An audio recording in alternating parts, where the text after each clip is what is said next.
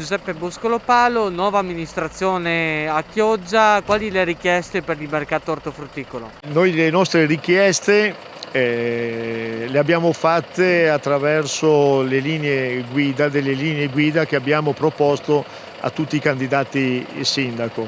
È stato un piacere leggere nei loro programmi che le nostre richieste sono state, come dire, evidenziate.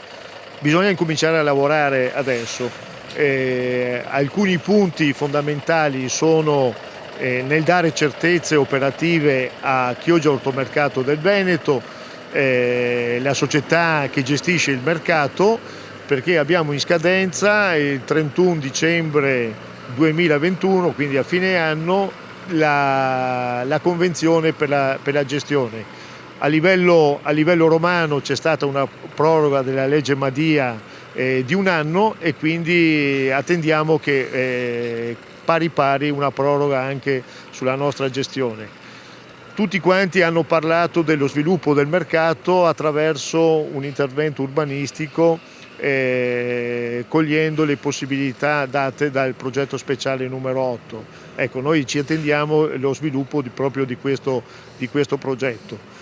In ambito orticolo ovviamente stiamo vivendo una stagione difficile,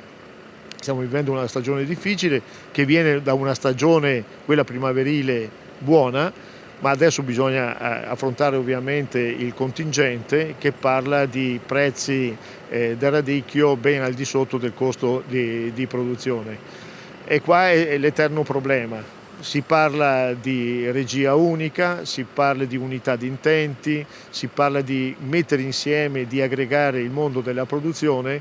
Ecco, bisogna andare oltre a queste annunciazioni e incominciare invece di essere operativi, di fare queste cose.